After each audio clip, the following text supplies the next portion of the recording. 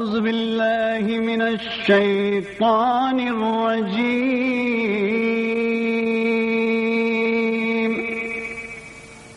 بسم الله الرحمن الرحيم.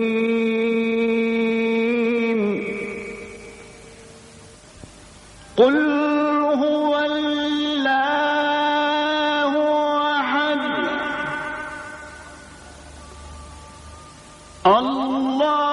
الله الصمد لم يلد ولم يولد ولم يكن له كفوا أحد.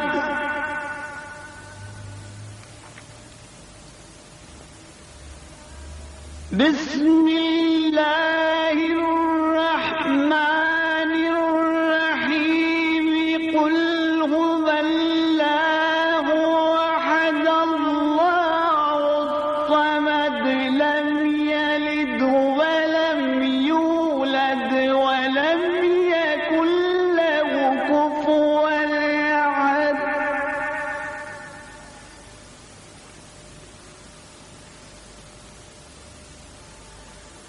بسم الله الرحمن الرحيم.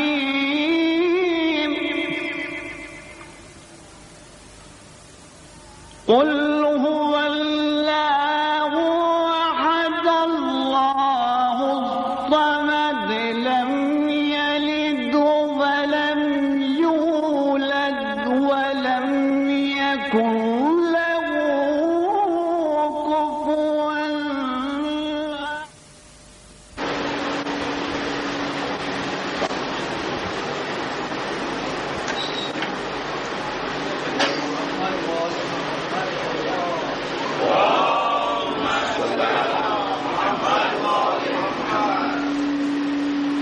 Bismillahirrahmanirrahim. In the name of Allah, the Merciful, the Compassionate, all praises to Allah, the Creator of the universes and their Sustainer, the Provider of believers and unbelievers. And may His choicest blessings be on the seal of His prophets, the last of His messengers and His holy progeny, and in particular, may His incessant blessings ever flow on that beloved daughter of the Holy Prophet, on Fatimatul Zahra, salamullahi alayha. Before we continue with today's agenda, may I once again request you, as I have been requested to do, to attend to the provision made for testing for thalassemia, a very important measure being taken in order to assist the community, a process, although totally unconnected with AIDS or with HIV, nothing to do with those, of course, but a disease which in itself is dangerous, and the community needs to be spared of it. May Allah reward those who are taking part in helping the community spare itself of it, and we have a duty, therefore, to respond to that generous offer from them. I propose this evening to spend just a few more minutes on matters left over from yesterday, because it has been brought to my attention that some quite important matters were brought over. To deal first with a matter just brought to my attention was that in what dress then did Fatimatul Zahra alayha salam attend to her marriage? The wedding dress was given away to that poor man. So did she go into that marriage procession in the same dress with patches that she was left with? And indeed, this is what she was determined to do. But Allah, in His mercy, did not allow that situation to prevail, because the ceremony, the caravan, was going to be a caravan of outstanding merit, and when she reaches there would be ladies from all over the place, and hence Allah at the last minute sent down an angel with a wedding cloak and a wedding dress, And Bibi Fatima Zahra alayha salam was in fact clothed in that new wedding cloak from heaven, and her wedding procession proceeded with her dressed in heavenly clothes.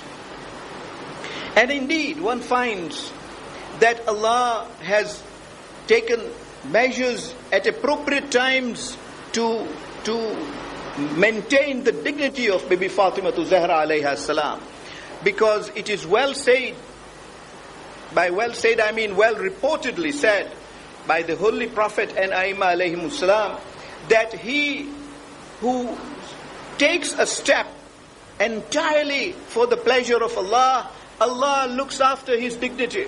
Allah protects his reputation and prestige. It is said she was invited for a special ceremony amongst the Jews, and she complained to her father saying, "Oh father, I do not have a suitable dress to wear for this occasion, and hence I am only going in the dress in which I have." And the Holy Prophet asked her, "Oh Fatima, what do you think of this?" She said, "My reputation cannot lie in what dress I wear, and I am quite happy to go in the dress I am."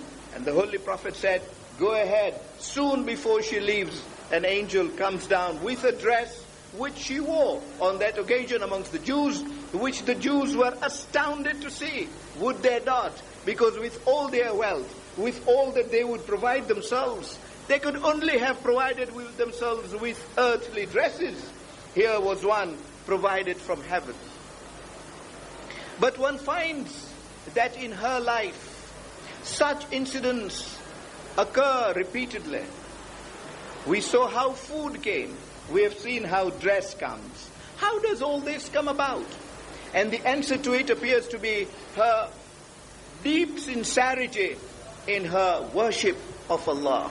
That appears to be the answer to it all. Because the sincerity and the saintliness with which Bibi Fatima Zahra alayha salam worshipped Allah is an example by itself. There isn't amongst the ladies a parallel to it, because this is exactly how she lived all through her life. Indeed, it is said of her, as much as it is said of Hazrat Amir alayhi salam, that she would be in prayer all night, from dusk to dawn. She would be on the prayer mat, worshipping Allah in an incessant manner. One wondered from where came that spirit, because it is not only physical presence that we are talking about. We are talking about a degree of concentration that made one feel that she was away from this world.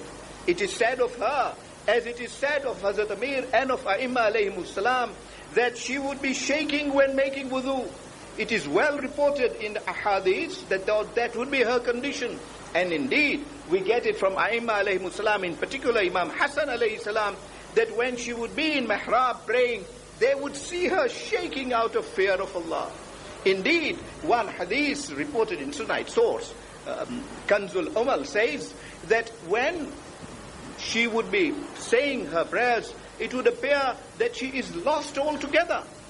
And indeed, when this is reported to the Holy Prophet, the Holy Prophet is reported to have said in answer that yes, that is the state of Fatima. She is not in this world. She is so concentrating with Allah, she feels it is unbecoming.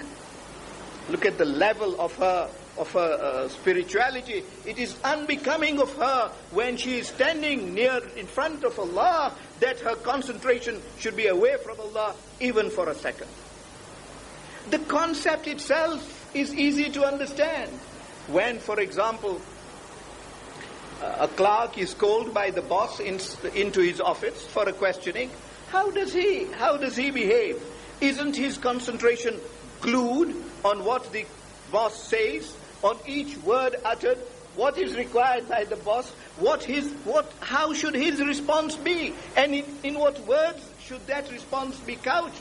Should it be couched in manner in which would please the employer?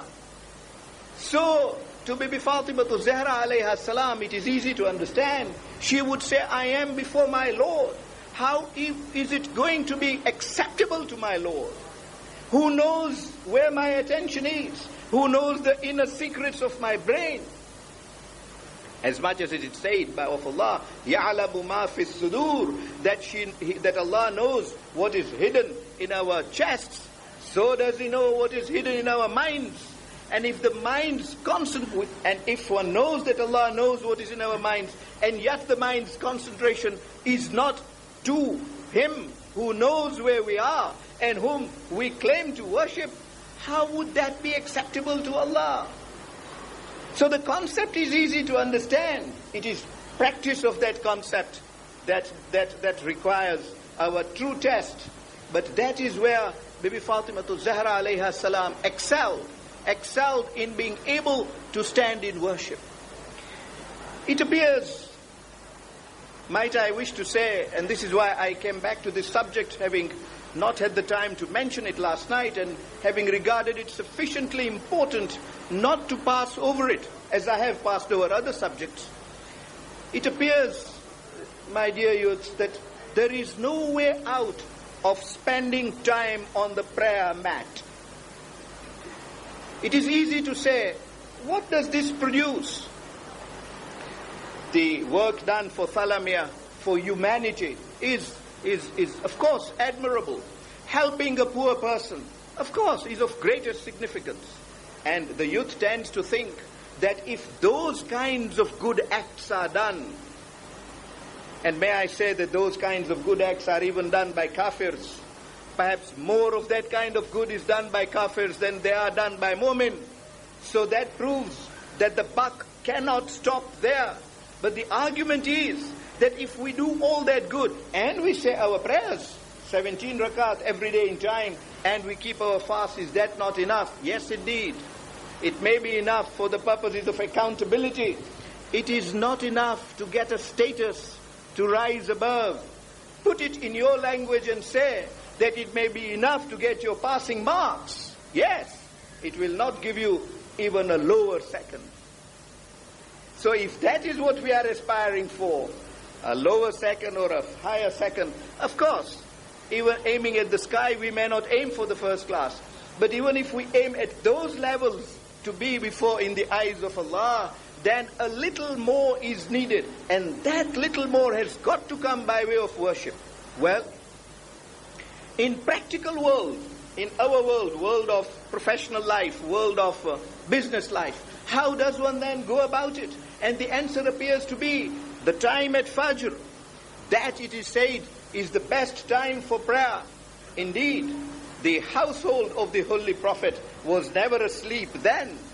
That perhaps is the time when the world is asleep and the mind is fresh from having had some sleep, to be up at that time. To start perhaps with namaz shab, namaz tahajjud, as the first step. I am not counting it as the last step, as the first step, and move on from there.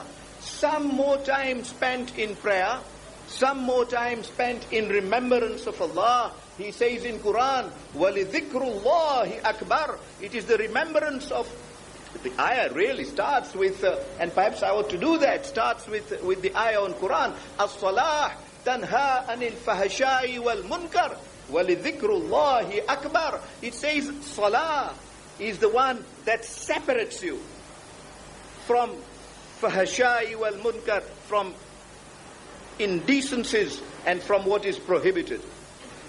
And the youth says, oh, but I've been praying all this time, but I haven't got out of my certain bad habit. The answer to that is, persist in your namaz and you will come out. The Holy Prophet was asked that question by a Bedouin. He comes to the Holy Prophet and says, I've read this ayah and I do say my namaz, salah. And the Holy Prophet says, yes, don't reveal your secret any further. I am aware of it. Keep on with your salah and you will see that salah does separate you from that evil sooner. How soon it will happen is a matter you have got to decide. That it will happen is sure to happen because Quran has said so. How quickly it happens depends upon how quickly you want it to occur. One can take a dip into a bath and come out as dirty as one was. So one has to wash oneself. Being in the bath is not itself the answer to it. But having said about salah, Allah sums that situation up by saying, وَلِذِكْرُ اللَّهِ أَكْبَرُ, and the best form of life is one in which there is remembrance of Allah. And it is that remembrance. There may not be time during the day, I realize that too well. But that little time made when we say we will do nothing but remember Allah, worship Him, seek His forgiveness and seek nearness to Him, that is what uplifts us. And is best taught by Fatima Zahra alayha salam, not a lady who had much time, but whenever you hear of her in prayer. We have seen examples of how loaves of bread were given. She is back to the prayer mat. The Holy Prophet comes to meet her. She is on a prayer mat. Just before her martyrdom, she says to Asma, "Oh Asma, I am going to pray. I am going just to spend time with my Lord." That is what we need to learn. To devote that time. I am not saying as much time as she devoted. I appreciate we have to catch means of transport and get to work. But let it even be 15 minutes. Let it even be those 20 minutes. To start with, that period then will by itself increase. Because Allah grants more tawfiq to those who take the first step themselves. Indeed, with Bibi Fatima Zahra alayha salam, Imam Hasan alayhi salam says that she combines two virtues in one. And this is the glory of that lady. Imam Hasan alayhi salam said that one night I decided I will sit and listen to what my mother is praying. What does she do? And he did spend the whole night just sitting behind her mother, listening to the various du'as she recited, to the various namaz that she recited. And Imam Hasan alayhi salam said, the whole night, whenever occasion arose, she would pray for individuals also. So and so is sick, O Allah, make him well. So and so's child is sick, give him good health. So and so is indebted, let his indebtedness be cured. My neighbor is complaining of such and such a problem, let that problem of his be solved. Name after name, person after person, until dawn cracks. Imam Hasan alayhi salam said, when my mother prepared herself for the adhan, for Fajr, I went and held her shoulder and said, Mother, I heard you all night praying for everybody. You didn't have one prayer for yourself. When you too are not well, you had no one prayer for me too. How is this? How do you explain this to me? And the answer Bibi Fatima Zahra gave has become a simile, not only in Islamic history, not only for a muallim to say in their madrasas, but has become a simile in Arabic literature. Talk to a Christian driver in an Arab country, he knows this as much as a Muslim. The answer she gave was, Ajar qabla dar. How simple and how short. It means the neighbor must take precedence between those in the household. These are all neighbors that I remembered, and I have a duty to remember.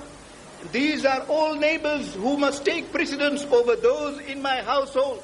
I had to pray for them first. If the dawn cracked, so be it. Another opportunity to pray for people in the household, but they must take precedence. That spirit of doing good to others, praying for others, is such an important thing. We too can achieve prayers from Bibi Fatima Zahra alayha salam. I have been keen to learn how to achieve this for myself. And I would like to share that experience with you. That research with you, that experience. Of course, we all experience how she comes to help. One is a matter I set out last night. Maybe not as important in Mumbai as in other parts of India. when we are in problems, when we have trouble, we normally would go to a person who we know helps people in trouble. I'm sure you in this city, as people in various cities know, that Mr. X will help if you want a job. Mr. Y will help if you are in financial need. These people are known, and Allah makes their names known so that mu'mineen can be helped in that way. Likewise, we know that when we are in need of prayer, when we are in need of difficulties, Fatimatu Zahra alayha salam is the lady to help. And she is always there to help. One method of getting to her, I suggested yesterday, are the words taught by Sheikh Abbas Kummi in Muntaha al-Amal. He says, we invoke her by those words, Ya Mawlati, Ya Sayyidati, Ya Fatima Zahra, Aghithini. Yes, different versions of doing it, 50 times, 70 times, whatever the version. The important thing is to get to her. But she says, and this is reported at her behest, that she was asked, indeed it is Anas bin Malik who asked, went to the house of Bibi Fatima Zahra one morning, knocks at the door, and Bibi Fatima Zahra opens the door and says, Anas, what brings you here? And he says, O daughter, O beloved daughter of the Holy Prophet, only one thing brings me here. I've only come to ask for your blessings. And Fatima Zahra alayha salam immediately says, Anas, may Allah bless you. Anas says, Ya Fatima, tell me, what is the way to obtain blessings of your father and yourself? She says, the way to obtain blessings of my father and myself is to salute him, or for that matter, to get my blessings, to salute me 3 consecutive days. If you salute me for 3 consecutive days, you are assured of my prayer for your blessings. That is the answer then. We have got it. 3 consecutive days we must recite the ziyarah of Bibi Fatima Zahra. It does not have to be the 1-page long ziyarah. It does not have to be that. It has to be the ziyarah with sincerity. The ziyarah that knocks her door in Medina, wherever she might be in Medina. Whether in Baqi, whether in Masjid al-Nabawi. Those words, Assalamu alayki ya Fatima Zahra, those are the words that are enough to get to her.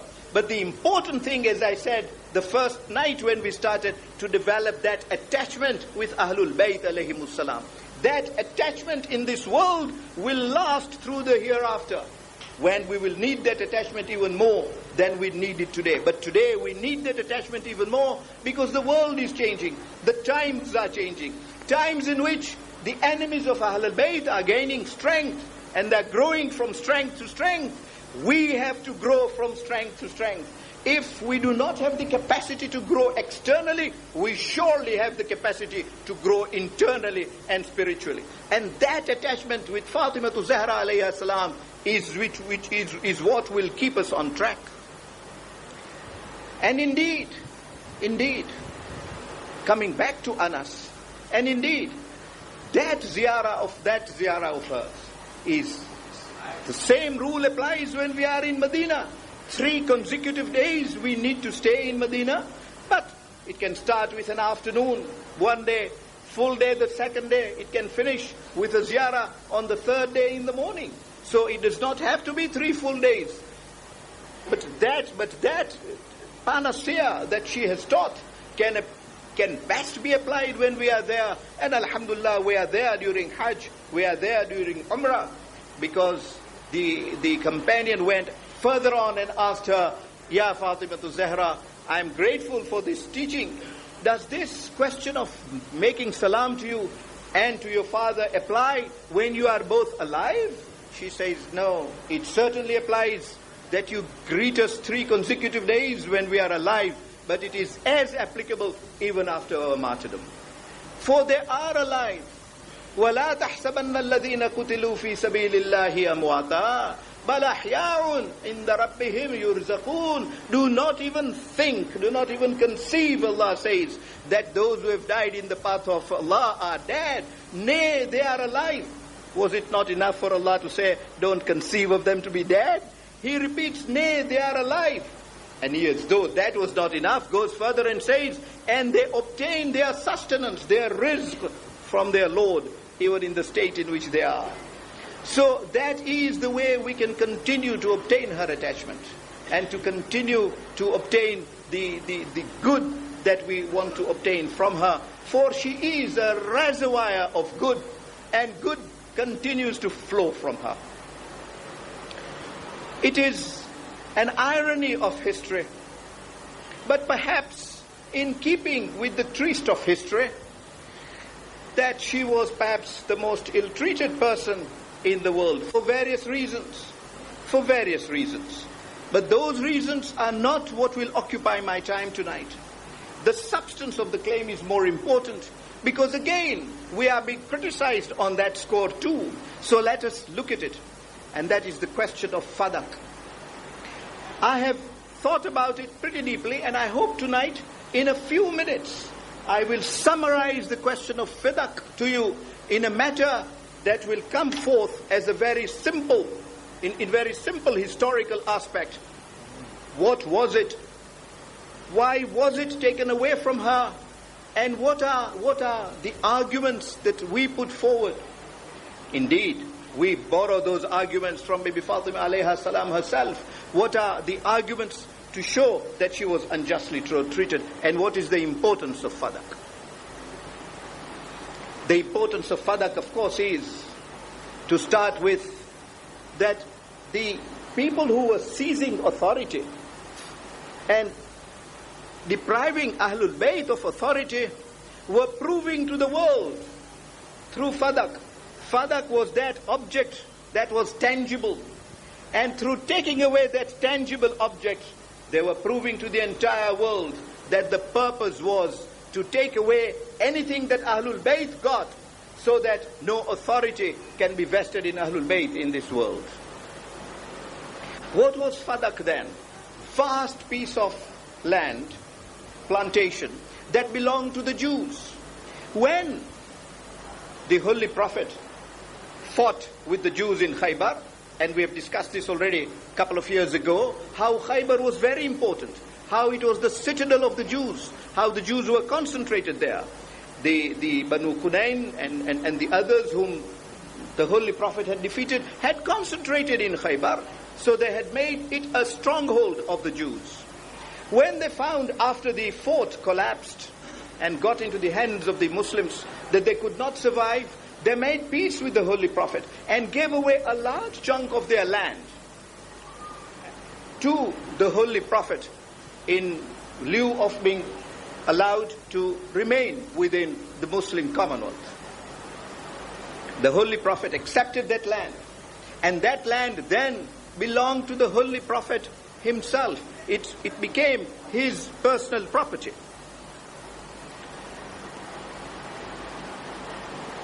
And so the Holy Prophet was able to do what he thought fit with it. Now, that is the first proposition. As I said, I'm seeking to make it to present the matter in a very simple way. But the first proposition, therefore, although in an academic way, more suitable to the undergraduates than the elders, but the elders know the history of fadak and the reason behind it better than I do anyway. So it is not important whether I adopt their procedure. So the first question is that when that piece of land was given away to the Prophet, it became property at his disposal. He could do what he liked. It was not like booty, which was distributed according to the rules of Anfal. We have discussed the rules of Anfal 2 years ago when we discussed Hunayn. However, this did not fall under that category. This was land. Because it was given away in settlement, the Holy Prophet could dispose of it or deal with it as he liked. Now, what is the authority for this proposition? Are Shias making anything up? No. The answer to that is that the authority for that proposition is in the Holy Quran itself. And let me say quickly that because it is in the Holy Quran, there is no dispute amongst Muslims except for the uninformed ones, those who come to the universities without knowing the subject matter and say, oh, but Fadak never belonged to the Holy Prophet. Well, they are uninformed. The reality of the matter is that if they did open their books, they would find that there is no dispute amongst the scholars of the Muslim world that this was land that was not regarded as land that was obtained out of a battle. If it was land obtained after a battle, it is booty and has to be governed by those rules. But if it is not without land, and the authority for this, let me say straight away, is Surah Al-Hashr, chapter 59, verses 6 and 7. And those verses clearly say that if property becomes vested in the Holy Prophet, if the Holy Prophet acquires property from non-Muslims, without having marched on them, without having used cavalry or camelry, then that property is within the sole jurisdiction, within the sole discretion of the Holy Prophet himself. وَلَكِنَّ اللَّهَ يُسَلَّطَ رَسُولَهُ عَلَى مَنْ يَشَاءُ وَاللَّهُ عَلَى كُلِّ شَيْءٍ قَدِيرٌ. Allah has given authority to His messengers in respect of these properties on whomsoever they please. They can give the property, therefore, to whomsoever they please. This ayah is well discussed in Sunnite sources, and the source I rely on and commend to you is the commentary by Sayyuti, and also his commentary in Durr al-Mansur in volume 4 in respect of this particular ayah. Well, so the property becomes vested in the Holy Prophet. Before the Holy Prophet decided what to do with it, as always, he would wait for command of Allah. He did not want to, and Allah in Quran says this clearly, that you do not act except on my pleasure. وَمَا تَشَاءُونَ إِلَّا أَن يَشَاءَ اللَّهُ. You do not wish anything except that which I wish. So he waits for command of Allah, and Allah's command comes to him at a time when this verse is revealed. This is chapter 17, verse 26 in Surah Bani Israel, where Allah subhanahu wa ta'ala says, وَآتِي ذِي الْقُرْبَ حَقَّهُ.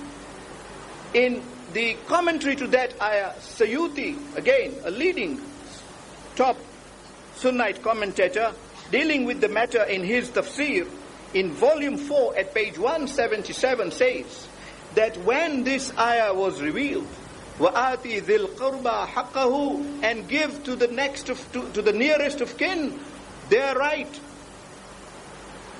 Give to the next of kin his or her right. The Holy Prophet paused and wanted to be sure what next of kin Allah is talking about, and what is this right that is being mentioned. And Jibreel descended, according to Sayyuti, and ordered that Fadak, that was just given to the Holy Prophet by the Jews, be given to Fatima Zahra alayha salam. So on these two premises, that it was property within his discretion, and that he gave it as commanded by Allah, the matter is well decided on all authorities. Apart from Suyuti, one finds that other Sunnite commentators have taken exactly that line. One finds Tha'alabi says that in his tafsir. One finds Yanabiul Mawaddah says exactly that in chapter 39 on page 119. One finds Haskani from his authorities and in his commentary takes exactly that line in Shawahid al-Tanzil, and indeed Abil Hadid takes exactly that line in his commentary on Nahjul Balagha in volume 16 at page 216. So you can see there is an abundance of Sunnite authority. I have not cited to you Allama Hilli, who has written on it, or Sayyid Murtada, who has written on this on the subject. Working purely on Sunnite sources, there is near unanimity that the Holy Prophet gave this property to Bibi Fatima Zahra after the revelation of that ayah, وَآتِ ذِي الْقَرْبَى حَقَّهُ. But after the martyrdom of the Holy Prophet, Abu Bakr decided that that property should come into public hands. Of course, he couldn't have decided it should come into his hands. So the political decision by politicians is that it should be in public hands, which would be controlled by him. And indeed, to execute that decision, he sent out his agents. Government agents entered the land. The agents appointed by Bibi Fatima Zahra alayha salam were removed from there and were replaced by government agents and authority taken over. Might I interpose another thought for you at this stage? For the fear that the clock keeps moving, still worse, even nights keep moving, and we seem to be omitting subjects to discuss. And then it appears, it dawns that certain matters have not been discussed at all. So lest that happens, can I interpose this thought to you here? I say to you that agents of Bibi Fatima Zahra were removed from there. Khaybar, you know, was a matter of the 6th year after Hijrah. So if this property was given to Bibi Fatima Zahra for a couple of years before the martyrdom of the Holy Prophet, it would appear that she was reaping the fruits and she was getting the income from that property for that number of 2 or 3 years. What happened to that money, may I ask you? Because when we look to history, we find Imam Ali alayhi salam waking up after the birth of Hasanain alayhi salam. That is at the time Fadak was in the hands of Bibi Fatima Zahra, and saying, Fatima, is there any food? And she says, Abul Hasan, there is no food in the house. So where was this money going? Is there any escape from saying that all that money must have been distributed to the poor and the orphan of the Ummah of Islam before it even reaches the hands of Bibi Fatima Zahra alayha salam? That is how that money was spent. Why should there have been a need for the government to take over, I ask, before we even discuss the details? Why should there have been need for administration by the state when those who had the administration of it, and that was alone Bibi Fatima Zahra alayha salam, but when I say those, when I couple perhaps that her husband had the authority from her, Imam Ali alayhi salam had authority to act in the matter, Hasanain alayhi salam of course were very small then. If they manage property in that way, in the welfare and interest of the Ummah, is this how the Ummah was going to deal with the property? Tomorrow night, inshallah, we shall discuss that. As to what exactly happened to Fadak, how it devolved from hands to hands, how it even went into the hands of personal relatives of the Khalifs. Khalifatul Rashidun, the well-guided Khalifs, their personal relatives were given chunks of Fadak as personal property. We will see to that, we will discuss that inshallah tomorrow, how Marwan bin Hakam got Fadak from personal property. Why was it then seized from Fatima Zahra alayha salam? Because so long as it remained in the hands of Ahlul Bayt, the beneficiaries were never the Ahlul Bayt alayhimus salam. They were content to lead lives on dry pieces of bread, and even to lead lives without food, to make sure that the poor were fed. Indeed, when Imam Ali alayhi salam was asked during his Khilafah that, he said, I do not want to spend one night of my life in a way in which my stomach is better filled than that of any poor person in the Muslim Ummah. Well, if that was the standard that was maintained, what was the justification of taking that piece of property from the Ahlul Bayt alayhimus salam? Given time, I will venture to make suggestions. You will be the judges yourselves as to whether those suggestions hold water. However, she takes that property, and immediately she takes that property, Bibi Fatima Zahra alayha salam moves into the court of Abu Bakr to lay her claim to that property. This is now action of an individual against the state. Again, I'll interpose another thought for the youth. The Western world tells us today that woman was colonized by man. A woman had no place in life. And it is only the Western world that today has given woman her proper place. I agree. The Western woman has removed the veil from the woman, from the veil from the woman, has enabled the woman to trot the streets even half naked if you came to the Western world, particularly in summer, has given that liberty which Islam would not give. Allah has allowed them a way of life which we Muslims regard as indecent. But let them not say that they allowed women the right to property, to own property and to sue if a wrong is done to them. Because the right to own property, fadak, you can see, was given to Bibi Fatima to Zahra alayhi salam, who was a woman centuries ago. In India, a married woman had no right to hold property at all. Till today, in classical Hindu law, a married woman cannot hold property as an owner of it. She can at the most have a life estate in that property, which will revert to either her husband if she was married upon her death, or it will revert to her parents. It is the Indian Married Women's Property Act that gave women the right. It is the Hindu Succession Act, indeed, that first gave right to a Hindu woman even to succeed as an heir. This, which Abu Bakr said to Bibi Fatima to Zahra, that prophets are not inherited, was the common rule, that women could not inherit at all. It is the Hindu Succession Act passed by the Indian Parliament that enabled succession to take place. Of course, it was first passed at a time when India was still a colony. But leave India alone. Leave India alone, because how far will they be prepared to respect India? In England, now this is the mother of nations. In England, a married woman could not hold property in her own right until 1882. What am I talking about, 100 years ago?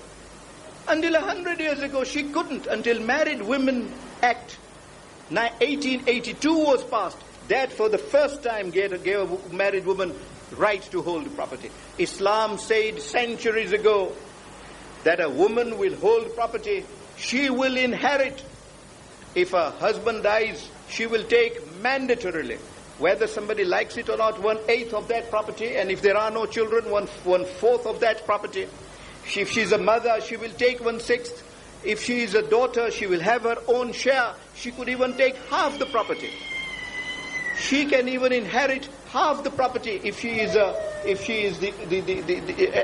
entitled by the rates of succession. Well,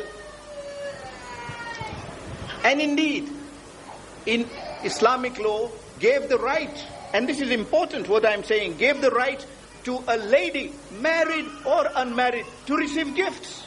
Gifts of movable property or immovable property, and hold it in her own right. And this happened centuries ago. And then it was said that if that woman then being married gives the right to her husband to receive rents from that property, the husband is accountable to the wife. And if she does not give a proper account of the rents he receives to her, she can go to the hakim and get judgment against him.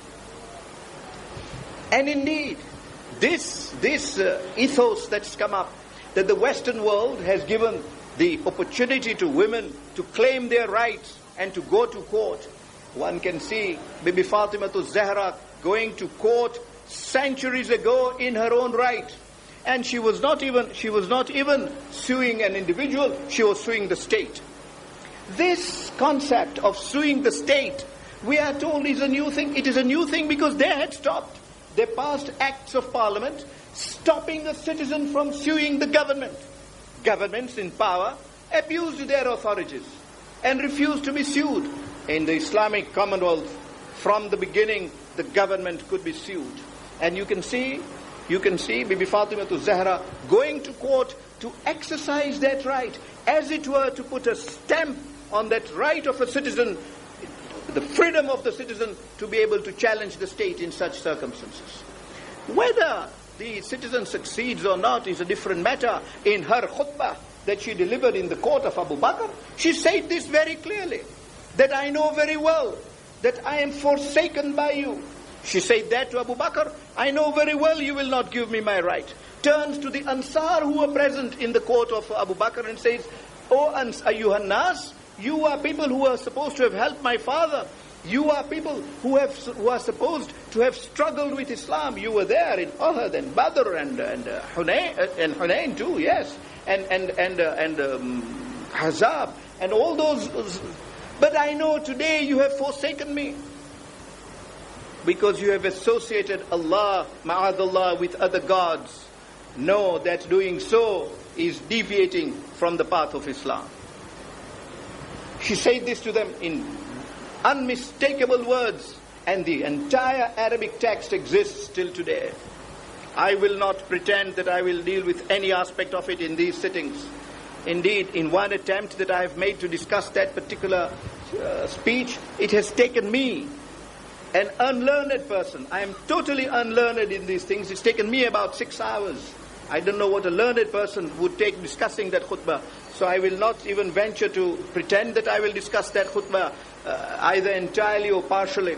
Only to make the point that she knew too well that she was forsaken, and yet went to that court for a number of reasons. One of those reasons, I dare say, was to establish this principle of human rights that the world is being proud of today. And she went to court and said to Abu Bakr, why have you seized my property? And Abu Bakr turns round to her and says, where is your evidence? Where is your evidence that this property is given to you? When Abu Bakr finished with that aspect and did not give Fadak to Bibi Fatima to Zahra alayha salam, Hazrat Amir alayhi salam approaches Abu Bakr, and Tabrisi reports this in his Ihtijaj. Approaches Abu Bakr and says, "Oh Abu Bakr, by what standards and on what basis have you deprived Fatima of Fadak?" And he says, "Evidence." And Imam Ali alayhi salam turns round to Abu Bakr and says, "Abu Bakr, what evidence were you looking for? Is it not enough that Fatima should come and say that my father has given this as a gift to me? Was there any Muslim to contradict that word of Fatima? Wouldn't Fatima have agreed to say that on oath? Because Ayman went with Fatima to Zahra alayha salam to that court and swore that I was present when the Holy Prophet gave that property to her. But apart from that, Fatima to Zahra alayha salam would be prepared to take an oath. Do you want an oath from her? Wasn't her word enough? She was Siddiqa, as we have already decided. And indeed, Tabrasi says that on that occasion, Imam Ali alayhi salam cited that particular verse to him. Have you not read, O Abu Bakr, the ayah, "Innama yuridu Allahu liyudhiba ankum ar-rijz ahlul bayt wa yutahhirakum tathira."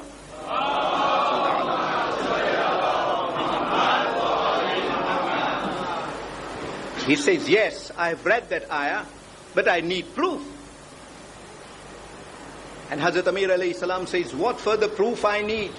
What other proof you need? Her statement, her claim is proof of her claim. That is all that is required. Because if you wait for a Muslim to say anything contrary to what she says, then you deviate from the path of Allah. Because the testimony here, the testimony for Bibi Fatima to Zahra alayha salam, and let this be said openly even in universities today, that evidence for Bibi Fatima to Zahra alayha salam in her claim for Fadak came from Allah subhanahu wa ta'ala himself. If divinity gives evidence, what further evidence can any government require? But Hazrat Amir alayhi salam goes further and says, "O Abu Bakr, 4 years before the Holy Prophet reached his martyrdom, 4 years, income from Fadak was being received by Fatima to Zahra. Possession was with her. Control of the property was with her. Did anybody object then? Did the Holy Prophet say that she was doing so unlawfully? Was it then not known? Did you not know then that she had Fadak and was receiving income from that property? Did anybody object? Isn't that possession, physical possession, itself evidence of proof? Tabrasi says, Abu Bakr did not want to proceed with the argument any further and remained quiet. One can understand why he would remain quiet. These are unanswerable arguments. But Abu Bakr declines to give the property to Bibi Fatima Zahra in the first place on that basis, saying that where is the proof? And embarrassing as it is to say today, Bibi Fatima Zahra alayha salam immediately brought forward Imam Ali alayhi salam as a witness, and Imam Ali alayhi salam got into the court of Abu Bakr to testify of his own knowledge. So here there are two members now. Indeed, Hassanain alayhi salam were also brought. So out of the four living people under the Qissa were in court to render that testimony. There is evidence that there need not always be two men to give evidence. Evidence of one man has been accepted by the Holy Prophet in a dispute regarding a horse. One person testified in the presence of the Holy Prophet, and the Holy Prophet gave judgment in his favor on the basis of one witness only. And this is well reported in, for example, Faraidu Sibtain in first volume at page 338, that one witness can testify on this particular point. Abu Dawood, one of the Sahih Siddha of the Sunnite sources, has made note of this particular case in which the Holy Prophet said, I as a judge, having been satisfied with the evidence of one witness, do not have to wait for another witness. I will give judgment on the basis of that witness because truth has been established. And that matter in Abu Dawood is in Sunan Abi Dawood in volume 3 at page 418. Indeed, an oath and a witness have also been held to be sufficient, as has been set out in the Sunnite source, Kanzul Amal, in volume 5 at page 508. And this was indeed a situation in which there would have been an oath available from Bibi Fatima Zahra alayha salam, and the evidence of Ayman, if the evidence of Hazrat Amir alayhi salam, ma'adallah nastajiru billah, was not acceptable to Abu Bakr. So one can see there was abundance of evidence to prove that gift. Evidence from witnesses, totally reliable, no evidence to contradict what they were saying, and evidence of previous possession during the lifetime of the Holy Prophet, because the Holy Prophet did need to give possession. We are talking of immovable property. There is a difference in law, the evidence required between movable property and immovable property, but even when one regards that this was immovable property, possession having been given, that was an important point in Muslim law. When that was not accepted, Bibi Fatima Zahra pegged her case on another ground. Says, "Oh Abu Bakr, if you think this was not gifted to me, then it was the property of the Holy Prophet, because this was not booty.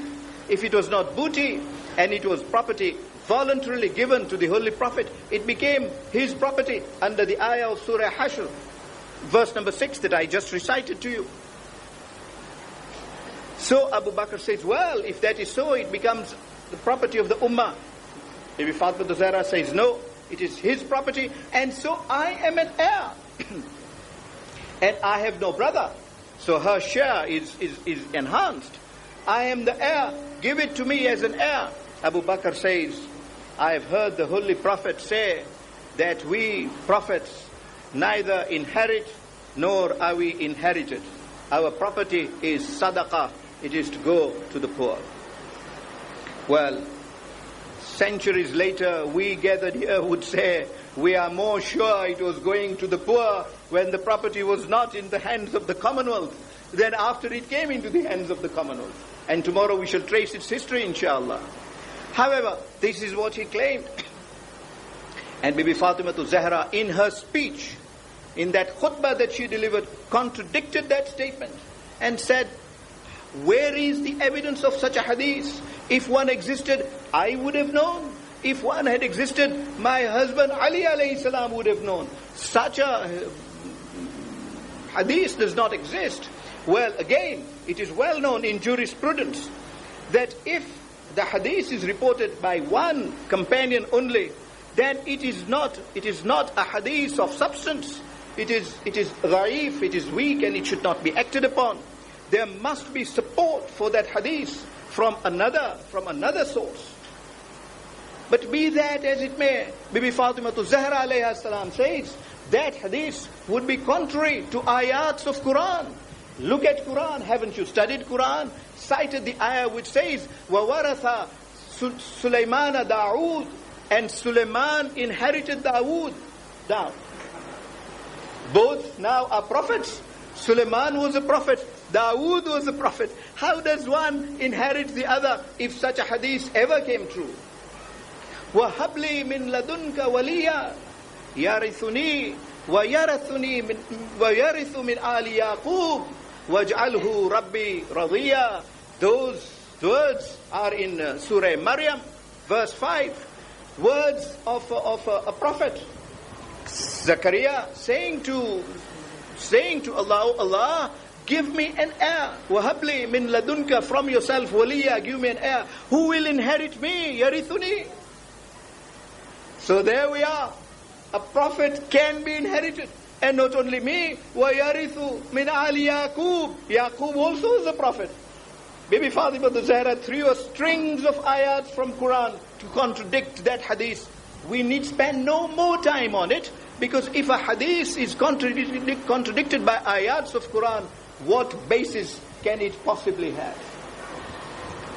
And when that did not succeed for reasons best known to Abu Bakr, then the third bag on which she presented her case was khums. She says, "Oh Abu Bakr, I am from the family of the Holy Prophet. Who could have denied that, for God's sake?" And she did even ask in that khutbah that I am Fatima, the Fatima we have discussed for those nights.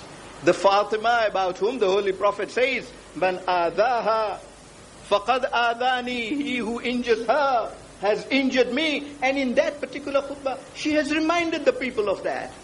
And indeed, Abu Bakr should have known better, that harming her in that way was harming the Prophet, and harming the Prophet is harming Allah subhanahu wa ta'ala. The consequences being the erasure of all a'mal, as we have seen a couple of nights back from a Sunnite source. And you see why those foundations were necessary, although we need to discuss them for our own knowledge and information anyway.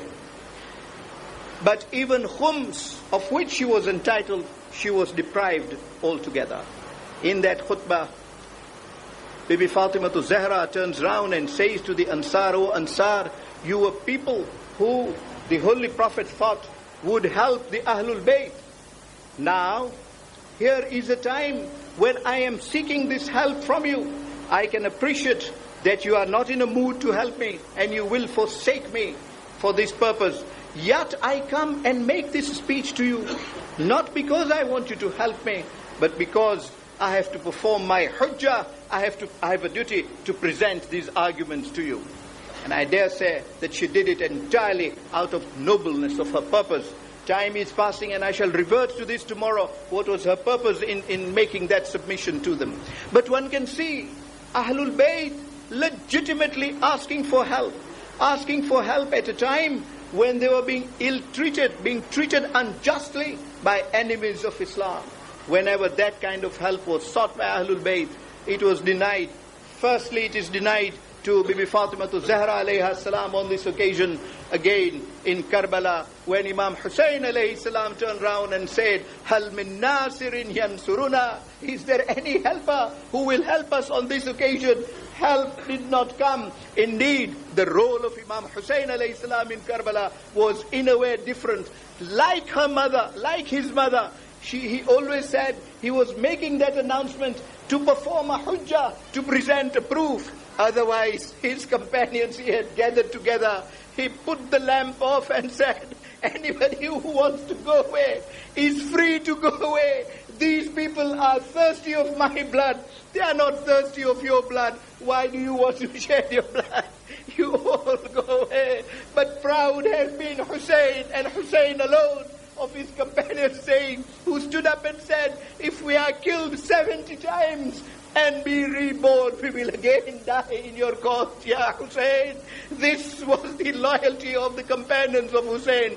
But all glory to Habib ibn Madahir. Habib ibn Madahir was not in Karbala then.